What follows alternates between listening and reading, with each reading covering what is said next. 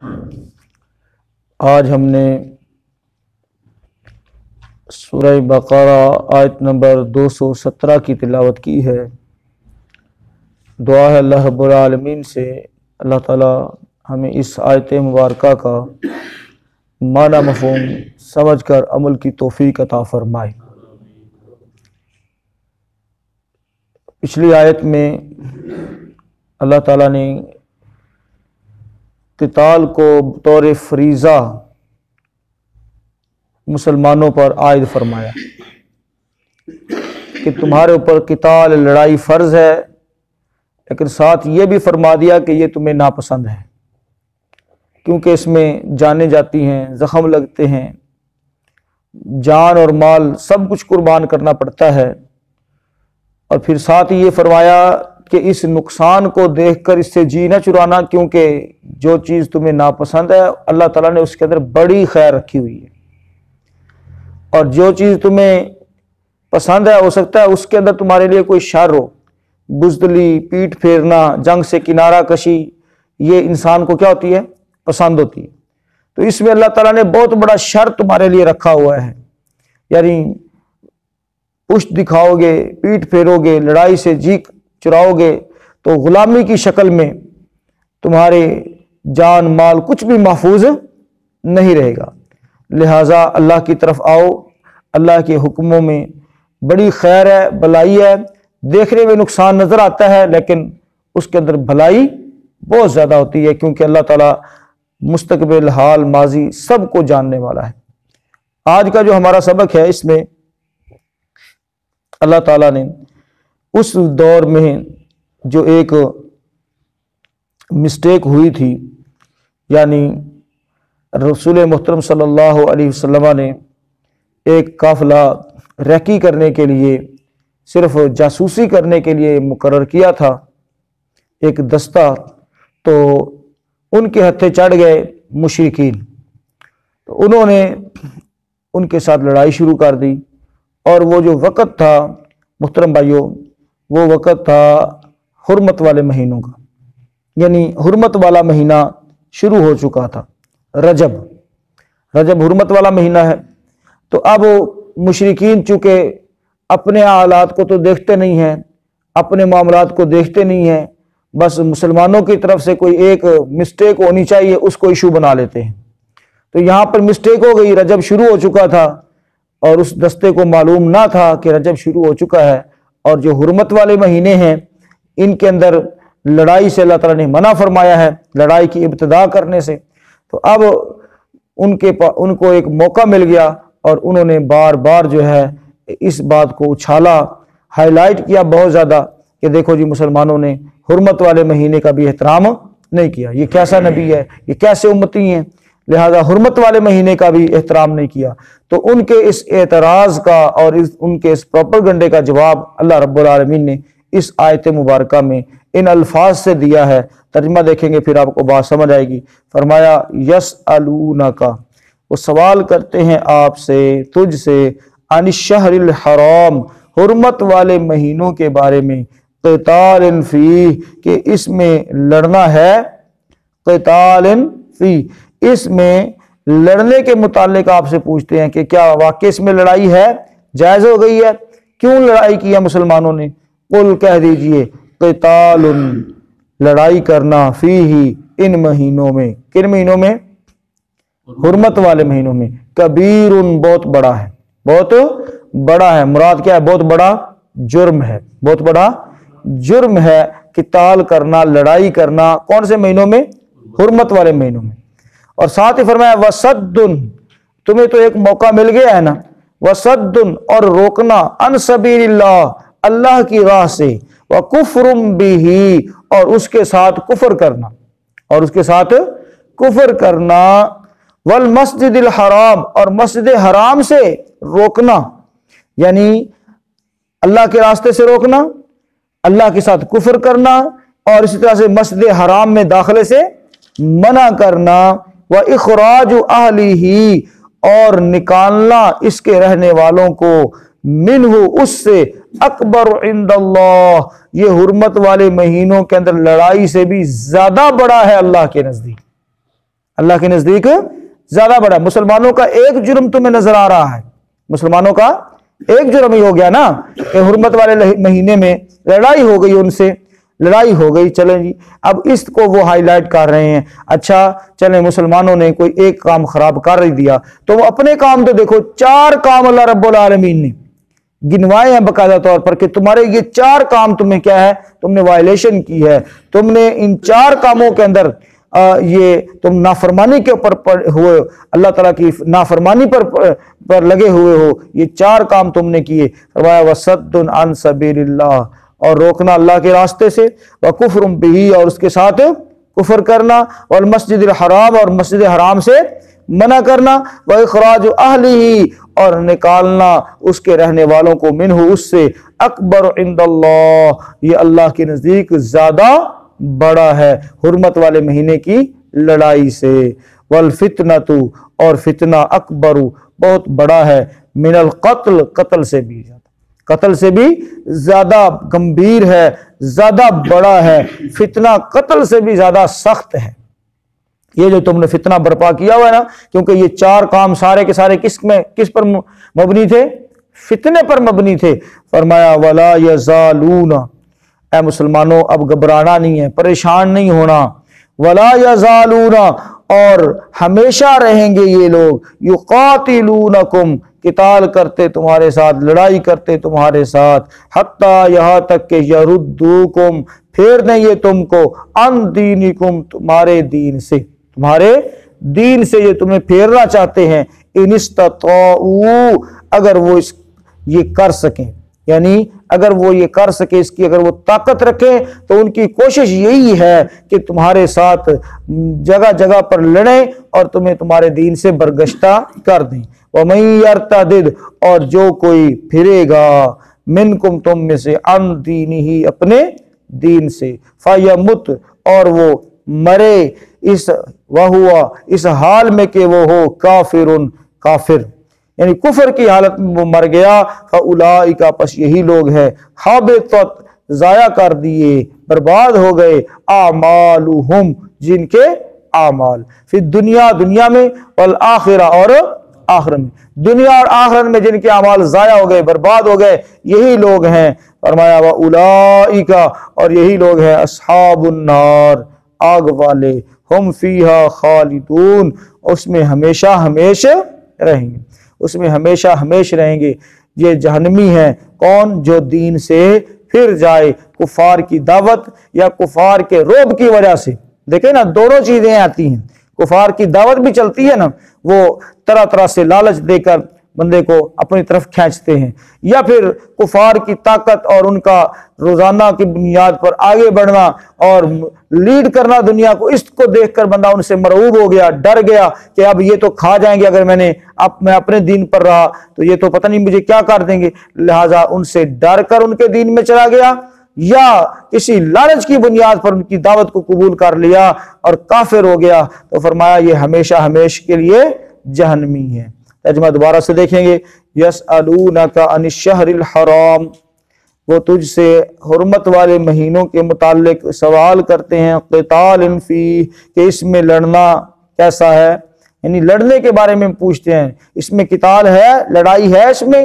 قل، کہہ دیجئے، قتال، لڑائی، فیہ، ان مہینوں کے اندر، اس میں، کبیر، بہت بڑی ہے، بہت بڑا ہے گناہ، بڑا جرم ہے، اس میں لڑائی نہیں کرنی چاہیے۔ وَصَدٌّ عَن سَبِيلِ اللَّهِ، اور روکنا اللہ کی راہ سے، وَكُفْرٌ بِهِ، اور اس کے ساتھ کفر کرنا اور اس سے کفر کرنا، والمسجد الحرام، اور مسجد حرام سے روکنا، وَإِخْرَاجُ أَهْلِهِ، اور اس کے رہنے والوں کو نکالنا، منہ، اس سے، اکبر عند اللہ، اللہ کے نزدیک اس سے بھی زیادہ بڑا ہے، اس سے بھی زیادہ بڑا ہے۔ پہلے کبیر فرمایا اور اب اکبر فرمایا، ٹھیک ہے، کبیر اور اس سے کیا ہے آگے، بڑا ہے، اکبر۔ وَالْفِتْنَةُ أَكْبَرُ مِنَ الْقَتْلِ، اور فتنہ قتل سے بھی زیادہ بڑا ہے، اور یہ تمہارے سارے کام فتنے والے ہیں۔ کون کون سے کام ہیں فتنے والے؟ اللہ کی راہ سے روکنا، اسی طرح سے اس کے ساتھ کفر کرنا، اور مسجد اللہ کے گھر سے روکنا، اور اللہ کے گھر سے لوگوں کو نکالنا، ہجرت پر مجبور کرنا، ان کی زندگی کو تنگ کر دینا، فرمایا یہ بہت بڑے فتنے والے کام ہیں. وَلَا يَزَالُونَ يُقَاتِلُونَكُمْ حَتَّى يَرُدُّوكُمْ عَنْ دِينِكُمْ إِنِ اسْتَطَاعُوا، اور اے مسلمانوں وہ تم سے ہمیشہ لڑتے رہیں گے یہاں تک کہ تمہیں تمہارے دین سے پھیر دیں اگر وہ کر سکیں. وَمَن يَرْتَدِدْ، اور جو تم میں سے پھر جائے، مِنْكُمْ تم میں سے، عن دینہ اپنے دین سے، فَيَمُتْ اور وہ مرے، وَهُوَ كَافِرٌ اس حال میں کہ وہ کافر ہو، فَأُولَئِكَ پس یہی لوگ ہیں، حَبِطَتْ ضائع کر دیے گئے، برباد ہو گئے، اعمالہم جن کے اعمال، فی الدنیا والآخرہ دنیا میں اور آخرت میں، دنیا اور آخرت میں ان کے اعمال ضائع ہو گئے.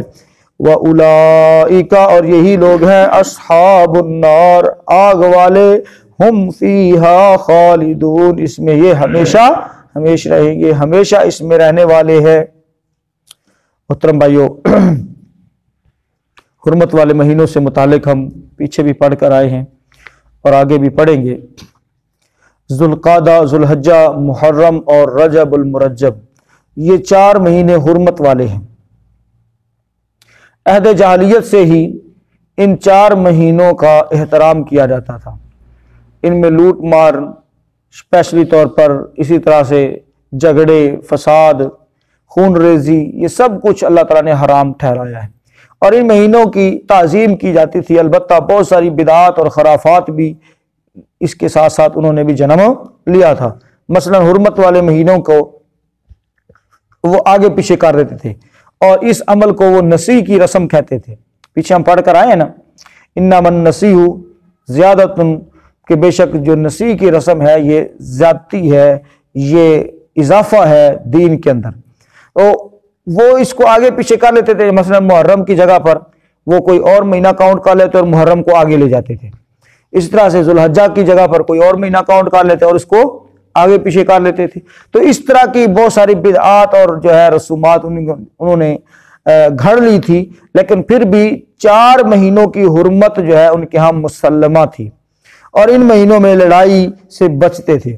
پیارے پیغمبر جناب محمد رسول اللہ صلی اللہ علیہ وسلم نے، توجہ رکھے، 2 ہجری کو عبداللہ بن جحش رضی اللہ عنہ کی سرکردگی میں ایک فوج کا دستہ جہاد کے لیے روانہ کیا اور انہوں نے کافروں کے ایک قافلے پر حملہ کیا جس سے ان کا ایک آدمی مارا گیا اور بعض کو مال سمیت گرفتار کر کے وہ مدینہ لے آئے. اور بعض روایات کے اندر کہ اللہ کے رسول صلی اللہ علیہ وسلم نے اس قافلے کو صرف ریکی کے لیے بھیجا تھا اور آگے وہ ہتھے چڑھ گئے تو انہوں نے ایک کو قتل کر دیا اور باقیوں کو گرفتار کر کے مال غنیمت سمیت مدینہ شریف لے آئے. یہ واقعہ رجب 2 ہجری میں پیش آیا. کفار نے مسلمانوں کو تانا دیا کہ یہ کیسا دین ہے تمہارا، یہ تمہاری کیسی شریعت ہے، یہ کیسا نبی ہے کہ دیکھو جو حرمت والے مہینے کا بھی احترام نہیں کرتا. تو ایسے میں یعنی جنگ کو چھیڑنا رجب کے مہینے کے اندر، تو اس سے ایک پتہ یہ بھی چلا کہ مسلمانوں کی چھوٹی سی غلطی کو بھی کفار بہت زیادہ کیا کرتے ہیں، ہائی لائٹ کرتے ہیں. اور اسی طرح سے اور اپنی غلطیاں، یعنی انہیں پاکستان کے اندر دہشت گردی کے واقعات تو نظر آ گئے لیکن اپنی دہشت گردی ان کو نظر نہیں آتی کہ عراق کا ملیا میٹ کر دیا انہوں نے، افغانستان کے اندر انہوں نے جو ہے وہ پہاڑوں کو ریزہ ریزہ کر دیا، B-52 کے ساتھ جو ہے وہ بمباری کی. کیا تھا وہاں پر جو انہوں نے، یعنی اپنا ان کو کچھ بھی نظر نہیں آتا. دوسرے لفظوں میں جیسے ہم کہتے ہیں نا کہ دوسروں کی آنکھ میں پڑا تنکا بھی نظر آتا ہے اور اپنی آنکھ میں پڑا شتیر بھی نظر نہیں آتا. یہ سیم اس وقت سے یہ معاملہ جو ہے وہ چلتا آ رہا ہے. تو انہوں نے مسلمانوں کو تانا دینا شروع کر دیا. تو اللہ رب العالمین نے یہ آیت مبارکہ نازل فرمائی کہ ہاں رجب کے مہینے میں، حرمت والے مہینے میں جنگ کا آغاز نہیں کرنا چاہیے، لڑائی نہیں کرنی چاہیے، یہ گناہ ہے. لیکن تم اپنے بڑے جو گناہ ہیں، تمہارے اپنے جو کرتوت ہیں، ان کے اوپر بھی ذرا دیکھو. جن گناہوں کا تم ارتکاب کر رہے ہو وہ کوئی چھوٹے ہیں، وہ اس گناہ کے مقابلے میں کئی گنا بڑے ہیں، کئی گنا بڑے ہیں. اور ہیں 1-2 بھی نہیں ہیں، پورے 4 اللہ تعالیٰ نے گنوا دیے. اور پھر فرمایا یہ سب اس کی جو اصل ہے، جو تمہارے یہ گناہ ہے، ان کی اصل فتنہ ہے. ان کی اصل کیا ہے؟ فتنہ ہے. اور جو فتنہ ہے یہ تو قتل سے بھی زیادہ گمبھیر ہے. سارے انسانوں کو قتل کر دیا جائے اور اس کے مقابلے میں ایک چھوٹا سا فتنہ جو ہے وہ بھی بہت بڑا ہے، بہت بڑا ہے. اور آپ دیکھ لیں فتنہ، یہ فتنہ ہی برپا کیا ہوا ہے انہوں نے. ہے جی، کوئی ایک ریپ ہو جائے خدا نخواستہ تو اس کو وہ بہت ہائی لائٹ کرتے ہیں، اور دوسری طرف فتنہ برپا کرنے کے لیے عورتوں کو جو ہے بالکل جو ہے کہہ لو کہ کپڑوں سے باہر کر کے روڈوں کے اوپر کھڑا کر دیا، میرا جسم میری مرضی کے نعرے اور سلوگن دے کر. سمجھ آ رہی بات کی؟ یعنی ایک خدا نخواستہ کو ریپ ہو جائے تو اس کو بڑا ہائی لائٹ کرتے ہیں جی، اور اس کے مقابلے میں اگر آپ دیکھ لیں کہ درجنوں عورتوں کو بلکہ سینکڑوں عورتوں کو جو ہے بے لباس کر کے یا آدھی ننگی کر کے بال کھول کے اور ڈانس اور سارا کچھ جو ہے وہ روڈوں کے اوپر کھڑا کر دیا ہے، اور باقاعدہ ان کو جو ہے کہہ رہے فنڈنگ کر رہے ہیں، ان کو باقاعدہ طور پر ایڈ دے رہے ہیں. تو کہنے کا مقصد یہ ہے کہ یہ کیا ہے؟ فتنہ ہے. فتنہ جو ہے وہ قتل سے بھی زیادہ گمبھیر ہے. فتنہ یہ سلگنے والی ایک چیز ہوتی ہے جو کہ جو ہے سارے ماحول کو جو ہے وہ خراب کرتی ہے. تو فرمایا یہ تمہارے کفر کا، شرک کا، بے حیائی کا جو فتنہ ہے، مسلمانوں کے راستے میں یہ بہت بڑی رکاوٹ ہے، یہ قتل سے بھی زیادہ گمبھیر ہے، بڑا جرم ہے. لہٰذا اگر مسلمانوں نے کوئی تلوار اٹھا لی ہے، مسلمانوں نے کوئی جو ہے کسی کے اوپر حملہ کاری دیا ہے، تو یہ اتنا بڑا جرم نہیں ہے جتنے بڑے جرائم تمہارے ہیں. تو قابل مواخذہ اللہ تعالیٰ کے ہاں تو ہے، لیکن اللہ تعالیٰ تو نیت کو جانتا ہے. اللہ تعالیٰ نیت کو جانتا ہے کہ ان کی نیت نہیں تھی، لیکن ان کو پتہ نہیں تھا کہ رجب شروع ہو چکا ہے. اور پھر پیارے پیغمبر جناب محمد رسول اللہ صلی اللہ علیہ وسلم نے کمال جو ہے عدل کا مظاہرہ کرتے ہوئے ان کا مال بھی واپس کر دیا، اور اسی طرح سے خون بہا بھی ادا کیا، دیت ادا کی باقاعدہ طور پر اللہ کے رسول صلی اللہ علیہ وسلم نے. آپ اندازہ کریں، دیکھیں کمال عدل ہے نا، یعنی کہ فرمایا کہ میں نے تمہیں اس بات کا حکم تو نہیں دیا تھا کہ تم لڑائی کرنا، تمہیں تو صرف ریکی کے لیے بھیجا گیا تھا، لہٰذا اس مال کو بھی واپس کرو، ان کے قیدی بھی چھوڑو، اور جو قتل ہوا تھا اس کی دیت بھی ادا کی اللہ کے رسول صلی اللہ علیہ وسلم نے. اب اس سے بڑھ کر کیا ہو سکتا ہے؟ اور وہ دیکھیں انہوں نے کبھی کی کوئی دیت ادا کی ہے؟ اللہ کے جو دشمن ہیں، کفار ہیں، انہوں نے سینکڑوں نہیں، ہزاروں نہیں، لاکھوں لوگوں کو قتل کیا ہے، اور کسی ایک کی بھی دیت والی بات نہیں ہے. اپنا تو ان کا کتا بھی مر جائے تو اس کے اوپر بھی جو ہے وہ احتجاج کرنے لگ جاتے ہیں، اور مسلمانوں کو گاجر مولی کی طرح انہوں نے کاٹ رکھا ہے، تو اس کے اوپر کوئی کسی قسم کا احتجاج سننا بھی برداشت نہیں کرتے. اور لڑائی کے متعلق محترم بھائیو، لڑائی حرمت والے مہینوں میں اس کا آغاز نہیں کرنا چاہیے، اور اگر پہلے سے شروع ہے تو پھر اس کو جاری رکھا جا سکتا ہے، اس کے اندر کوئی حرج والی بات نہیں ہے. اور اس کے ساتھ والفتنۃ اکبر من القتل، یہ بات ہو چکی ہے. ان استطاعوا، اس بات میں محترم بھائیو ہمارے لیے ایک بہت بڑی بشارت ہے کہ کفار بڑے بڑے موقع دیکھ کر آئیں گے، بڑی بڑی لڑائیاں لڑیں گے، بڑے بڑے الائنس لے کر آئیں گے، بڑے بڑے اتحاد اکٹھے کریں گے، لیکن مسلمانوں کو اجتماعی طور پر انشاءاللہ وہ ختم نہیں کر سکیں گے. یہ ایک بہت بڑی بشارت ہے، ایک بہت بڑی بشارت ہے کہ اگر وہ کر سکیں، یعنی ان کی تمنا تو ہے کہ وہ ایک لمحے کے اندر ہی سارے مسلمانوں کو کیا کر دیں؟ ختم کر دیں، لیکن وہ کر سکیں گے نہیں. تکلیف دیں گے ضرور، پریشانیاں بڑی بڑی کھڑی کریں گے مسلمانوں کے لیے، لیکن مسلمان اگر ڈٹ گئے تو مسلمانوں کو وہ یکمشت ختم نہیں کر سکتے انشاءاللہ. اور آگے ہے جو وہ دعوت دیتے ہیں، وہ ڈراتے ہیں مسلمانوں کو، تو لہٰذا کوئی بھی مسلمان اگر ان کے ڈر کی وجہ سے ان سے مرعوب ہو کر ان کی طرف چلا گیا، جیسا کہ امریکہ کو دیکھ کر لوگوں نے بڑا کچھ کہا اور کہا کہ نہیں بس امریکہ ہی طاقت ہے، ہاں جی، ڈر گئے نا، اس سے مرعوب ہو گئے، اس کے تلوے چاٹنے لگے، اس کا ساتھ دینے لگے، ہاں جی.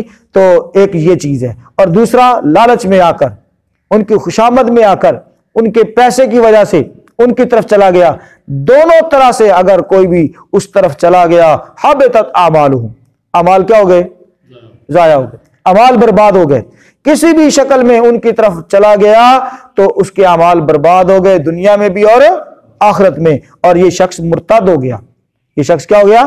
مرتد ہو گیا. اور مرتد کی من بدل دینہ فاقتلوہ، صحیح بخاری شریف کے الفاظ ہیں، جس نے اپنے دین کو بدلا، جو مرتد ہوا، تو فرمایا اس کو قتل کر دو، اس کی سزا جو ہے وہ موت ہے، اس کی سزا موت ہے. محترم بھائیو، اسلام کے اندر 3 مقامات ایسے ہیں، 3 موقع ایسے ہیں جن پر سزا موت ہے.